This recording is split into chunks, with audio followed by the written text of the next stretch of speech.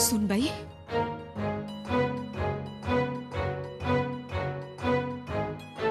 सरदार हसन अली चालून आलाय.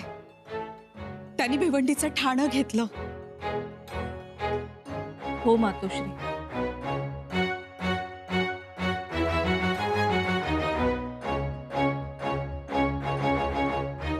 आम्हाला त्याची कल्पना आहे. आम्ही काय म्हणतो, अशा वेळेस राजे गडावर हवेत. तुम्ही त्यांना निरोप धाडा. आम्हाला काळजी वाटते.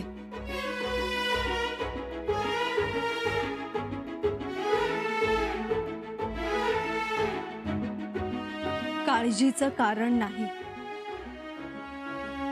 दुसरी गोष्ट म्हणजे राजांना निरोप पाठवला तरीही राजे येतीलच असंही नाही. का? मातोश्री, अहो, राजांनी जंजिऱ्यावर सर्वस्व पणाला लावलंय. सगळे डावपेच खेळलेत ते तिथे. आणि एवढंच नाही, या क्षणाला जंजिऱ्यावरचे कित्येक बुरुज ढासळले. काही दिवस असाच तोफमारा चालू राहिला ना, तर लवकरच जंजिरा लुळापांगळा होईल. अशा परिस्थितीत आपण राजांना रायगडावर बोलावून घ्यायचं का? शिवाय तुमच्या एक गोष्ट ध्यानात आली. आपले 4 मातब्बर सरदार विदर्भ खानदेशात त्या औरंगजेबाच्या फौजेवर तुटून पडत आहेत. राजांनी 4 मातब्बर सरदार पाठवले तेव्हा कुठं त्या औरंगजेबानं एक पाठवला. येऊ द्या, आम्ही आहोत. सुनबाई, हो मातोश्री. औरंगजेब आला आहे म्हटल्यावर या गोष्टी तर होतच राहणार. त्यांना सडकून मार दिला की मग स्वराज्यात येताना 10 वेळा विचार करतील ते.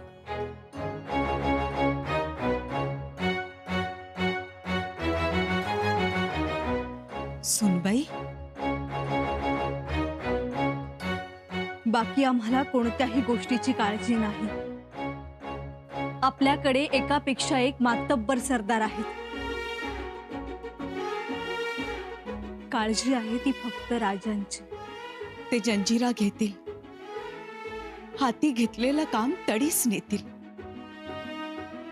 पण त्यांनी फक्त एकाच जागी अडकून पडू नये असं आम्हाला वाटलं, म्हणून म्हणालो आम्ही. मातोश्री, आम्ही आहोत. सुनबाई, तुमच्या मनात नेमकं काय आहे? समजूत तरी कशी काढावी राजांची? परवा कल्याणमध्ये जाळपोळ झाली आणि आता भिवंडीमध्ये हैदोस घातला त्या हसन अली खाननं. खबरा येत आहेत, त्यामुळे मन थाऱ्यावर नाहीये. मी स्वतः शंभूराजांची समजूत काढली, पण त्यांच्यावर कोणताच परिणाम होत नाही. पण मग पुढची परिस्थिती फार कठीण आहे. पण असा हातात आलेला जंजिरा सोडून द्यावा का? आणि सेतूसाठी घातलेला भराव, थोडक्या दिवसात सेतू पूर्ण होईल. दादाजी पंत, तुम्ही जरा मागेही पहा ना. मी म्हणतो तुम्ही समोर बघा. हो, एवढा मोठा सागर मागे रेटलाय राजांनी. दादाजी पंत, तुम्हाला सिद्धीचा सागर दिसतोय, पण मागे पहा औरंगजेबाचा सागर. सेना सागरच आहे त्यो. 5 लाखाची फौज. अहो, एकटा हसन अली 35,000ची फौज घेऊन आला इथं. आणि म्हणूनच राजांना लवकरात लवकर समजावून सांगायला हवं. कोंडाजी बाबांच्या मृत्यूमुळे भावनिकून निर्णय घेणं योग्य नाही. खरंय, पर जंजिऱ्याच्या या मोहिमेमागं काहीतरी दुसरं कारण असणार. कारण काहीही असलं तरी राजन जंजिऱ्याच्या किनाऱ्यावर उभे आणि तिकडे रायगड धोक्यात आलाय. रायगड? आणि जर का रायगड आपल्या हातून गेला ना, तर जंजिरा हाती येऊन काहीही उपयोग नाही. राजनला हे सांगणार कोण? हमारे इतने तंग हालात है और औरंगजेब ने रायगढ़ पर फौज भेज दी हमला करने. इसका मतलब क्या है? हुजूर, शायद बादशाह ने सोचा होगा अगर रायगढ़ अड़चनित आला तो संभाजी राजा जंजीरा छोड़कर रायगढ़ को बचाने चला जाएगा. बेवकूफ, हमारी हार हो या संभाजी की, जीत तो आलमगीर की ही होगी. हुजूर, हम एक काम कर सकते हैं. क्या? संभाजी राजांना शरण गेलो तर पनाह मांगेंगे. सफेद झंडे दाखवतो ना मी खुद. है अपने पास, कल ही बनाई है.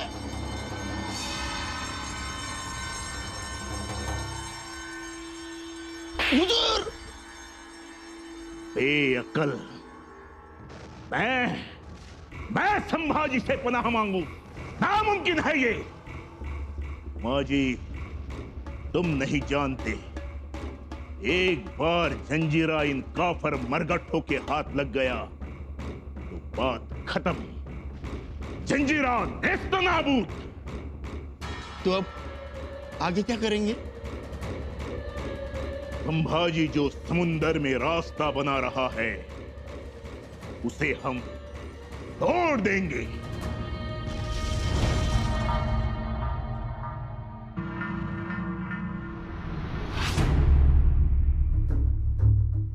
बड़े ताज्जुब की बात है कि हसन अली के कारनामों के बारे में जानते हुए भी संभा उसे तवज्जो नहीं दे रहा. आवाम परेशान, इतना सारा नुकसान, पर संभा को कोई परवाह ही नहीं. जी हुजूर आला, इसीलिए तो संभा जंजीरा के किनारे जो का त्यों खड़ा है. इसका मतलब संभा को रायगढ़ की कोई परवाह नहीं. ये बात बिल्कुल सच है. दूसरा सच ये भी हो सकता है कि उसे हमारा खौफ नहीं है. और तीसरा सच ये भी हो सकता है कि हमें गुमराह करने के लिए वो जंजीरा का किनारा नहीं छोड़ रहा. हो सकता है कि ये उसकी कोई चाल हो. अब्बू जान, आप बिल्कुल सही कह रहे हैं. ये उसकी नई चाल ही हो सकती है, वरना हसन अली ने इतनी तबाही मचाई और संभा ने उसे मुकाबला करने या उसे रोकने अपने किसी भी सरदार को नहीं भेजा. और हसन अली की ताकत को जानते हुए भी संभा ये लापरवाही दिखा रहा है. ये बात समझ में नहीं आती. लेकिन अब्बू जान, आप तो कह रहे थे कि हसन अली स्वराज में पैर रखेगा और संभा रायगढ़ की ओर भागेगा. लेकिन शहजादी, संभा रायगढ़ की ओर नहीं आया, इसमें हमारी ही भलाई है. और इस मौके का फायदा हसन अली खान ने उठाना चाहिए और जल्द से जल्द रायगढ़ पर कब्जा कर लेना चाहिए. लेकिन रायगढ़ को कब्जे में लेना इतना आसान नहीं है. हम जो कहते हैं, सोचते हैं, संभा उससे कई गुना आगे है, आगे सोचता है. मतलब? संभा ये समझता और जानता है कि हसन अली के लिए रायगढ़ पर कब्जा करना या काबू पाना बहुत ही मुश्किल है. इसलिए वो जंजीरा से हिला नहीं. और हमारा ये मानना है कि अगर संभा ने दरिया में रास्ता बना लिया और उसने जंजीरा पर शिकस्त हासिल कर ली तो फिर हमारा दक्कन पर जाने का क्या मतलब है? हुजूर आला, ये क्या कह रहे हैं आप? संभाजी जंजीरा पर काबू पाकर समुद्र में एक नए स्वराज की बुनियाद रखने जा रहा है. समुद्र में रास्ता बनाना लोगों को लगता है ये पागलपन है. ये पागलपन नहीं है. ये सिद्धि अंग्रेज और फिरंगियों के लिए एक बहुत बड़ा सबक है. और अगर ये साबित हो गया कि संभा समुद्र से नहीं डरता और अगर यही बात सबके सामने आ गई तो ये खौफ सल्तनत के हर एक शख्स के दिल में बैठ जाएगा. इसकी वजह से हर एक का वजूद मानो खत्म हो जाएगा. या खुदा, अब्बू जान, अब क्या करें? हसन अली से जाकर कहो कि वो अपने कारनामों का खौफ इस कदर बढ़ा दे कि संभा जंजीरा छोड़ने पर मजबूर हो जाए.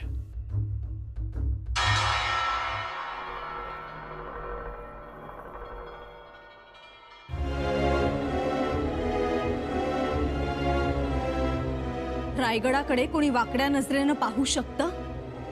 जी राणी साहेब. हसन अली हा कल्याण भिवंडी प्रांतातून पुढे सरकत आहे. तो जंजिऱ्याच्या रोखानं पुढे येतोय अशी खबर आहे. परंतु ती हूल देऊन तो रायगडाच्या दिशेनेही येऊ शकतो. हो, येऊ शकतो. म्हणजे तशी शक्यता नाकारता येत नाही. शिवाय आपली 30,000ची फौज जंजिऱ्यात अडकली आहे. उर्वरित फौज विदर्भ खानदेशात धुमाकूळ घालत आहे. राणीसाहेब, मला असं वाटतं की आपण एखाद्या मातब्बर सरदारास रायगडावर बोलावून घ्यावं. म्हणजे सरनोबत हंबीरराव, सरसेनापती सयाजीराव कंक किंवा सरदार पायगुडे यापैकी एकाला तरी निरोप पाठवून गडावर बोलावून घ्यावं. त्याची गरज वाटते तुम्हाला? गरज म्हणजे राणीसाहेब, हसन अलीने खरंच रायगडावर हल्ला केला तर मग आम्ही आहोत. तुम्ही? हो, आम्ही. राणीसाहेब, आपण दिवसात आहात. हो, आम्ही दिवसात आहोत. आमच्या पोटात बाळ आहे. राहुजी नाना, आजवरचे छत्रपती हे गडकोटांवर जन्मले, परंतु आता हे छत्रपती रणांगणावर जन्म घेतील. तुम्ही त्या काळजीत राहू नका. एक गोष्ट लक्षात ठेवा, बाळ पोटात असताना पोटाशी तलवार बांधायला आम्ही बिचकणार नाही. राणीसाहेब, हसन अली खूप आक्रमक आहे. मग आम्ही कशात कमी आहोत? आक्रमकपणाचं बाळकडू पितच आम्ही लहानाच्या मोठ्या झालोय. राणीसाहेब, याबद्दल कुणाच्याच मनात शंका नाही. पण माझं म्हणणं एवढंच आहे की अशा वेळेस महाराजांनी जंजिरावर राहणं उचित नाही. मतलब औरंगजेबाच्या फौजा स्वराज्याच्या दिशेने कूच करत असताना तिकडे त्या जंजिराच्या बुर्जाकडे बघत बसण्यात काय मतलब आहे? आणि जंजिरा उद्या हाती आला तर? राणीसाहेब, तरीही पंत,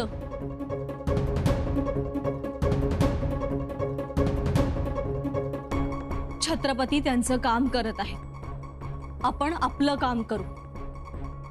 आपण गडाखाली फौजा तयार ठेवा. जी राणीसाहेब. कारभारी, कोंढवे गावचे सरदार कामठे, मांजरीचे सरदार कवडे, सरदार घुले, हुरसुंगीचे सरदार गायकवाड या मातब्बरांना तातडीने बोलावून घ्या. आमचं पत्र द्या. जी. आता आमच्या तलवारींना धार लावून ठेवा.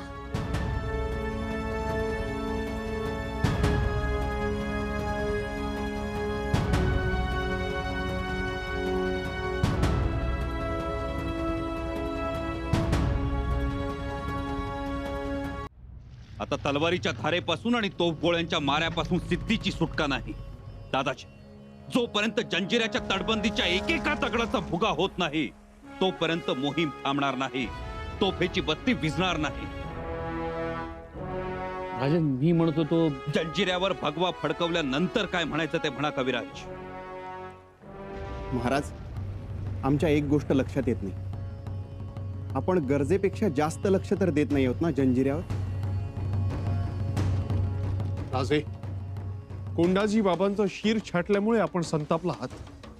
कोंडाजी बाबांचं शीर छाटलं म्हणून आम्ही संतापलो आहोतच, पण जंजिरा घेण्यासाठी आम्ही जो आटापिटा करतो आहोत त्यामागे आणखीही काही वेगळी कारणं आहेत. या सिद्ध्यासारख्यांची नाकडं आत्ताच फोडली पाहिजे.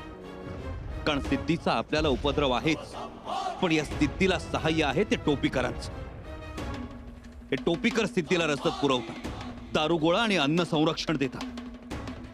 काल सुद्धा जंजिऱ्यात जी 2 जहाजं आली होती ती टोपीकरांचीच होती. आज ना उद्या हे टोपीकर आपल्याला सुद्धा उपद्रव देणार. अगोदरच सिद्धी म्हणजे स्वराज्यावर वाटलेलं पांडुळ. त्याच्या आधारानं जर टोपीकर सुद्धा टिकले तर कोकण स्वराज्यात राहणं अवघड. म्हणूनच हे पांडुळ कायमचं छाटून टाकायचं ठरवलंय आम्ही.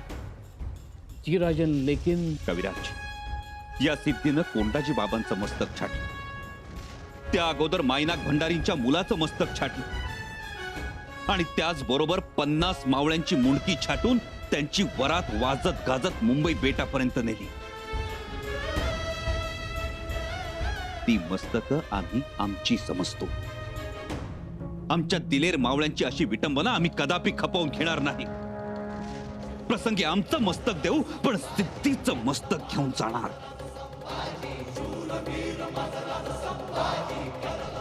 छाटणार आम्ही सिद्धीचं मस्तक. आणि ज्या क्षणी आम्ही या सिद्धीचं मस्तक छाटू त्या क्षणी फिरंगी आणि टोपीकरांवर चाप बसणार. आणि आम्ही एवढ्यावरच थांबलेलो नाही, तर या फिरंग्यांवर आणि टोपीकरांवर जरब बसवण्यासाठी अरब हबीब बगदादी यांना जवळ केलंय आहे. टोपीकरांना शह देण्यासाठी अरबांच्या सहकार्यानं मुंबई जवळचं घारापुरीचं बेट विकत घेतो आहोत आपण. कविराज, आम्ही केवळ इथं जंजिराच्या खाडीत भराव टाकत नाही, तर त्याच्या जोडीनं हेही राजकारण सुरू आहे. एकदा का घारापुरीचं बेट स्वराज्यात आलं की आपल्या धास्तीनं टोपीकर मुंबई सोडून सुरतेला जातात की नाही बघाच होईल.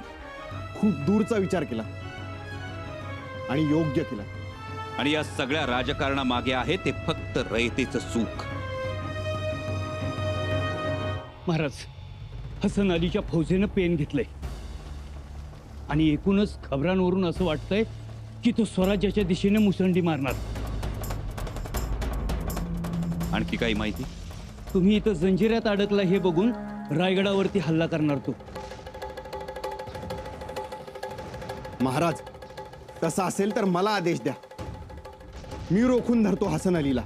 निळोपंत हसन अली खानाला फक्त रोखून चालणार नाही. हसन अली खानानं स्वराज्यात पाय ठेवताच त्याला हे समजायला पाहिजे की स्वराज्यात माती आहे, पण त्या मातीखाली विस्तव फुललेला आहे. हसन अली खानाच्या पायाला असा चटका बसायला हवा की फोड औरंगजेबाच्या पायाला येईल.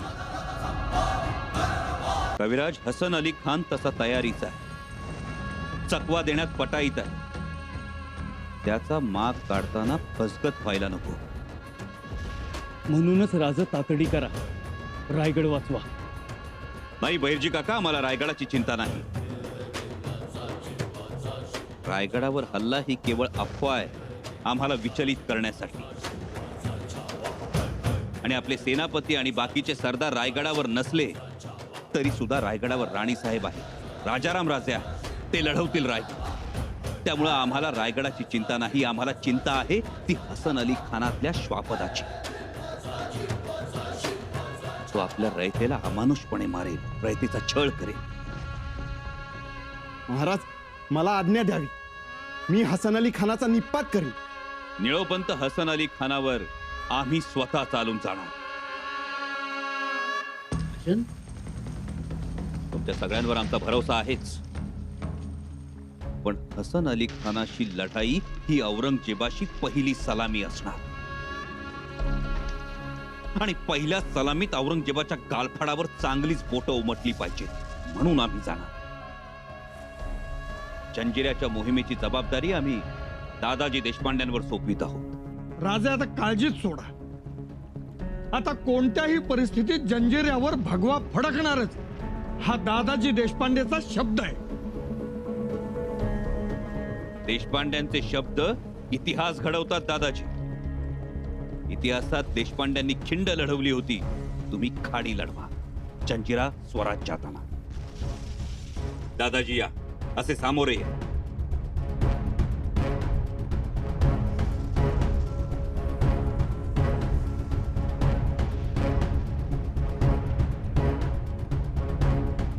राजे, अहो हे काय? हा आमचा तुमच्यावरचा विश्वास आहे दादाजी. पण अजून जंजिरा घेतला नाही. आज घेतला नसेल पण उद्या घ्याल ना?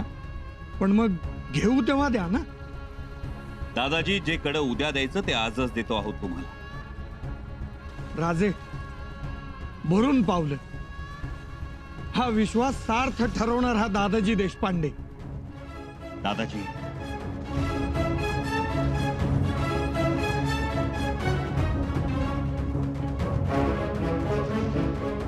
दादाजी, या मोहिमेची मदार आता तुमच्यावर.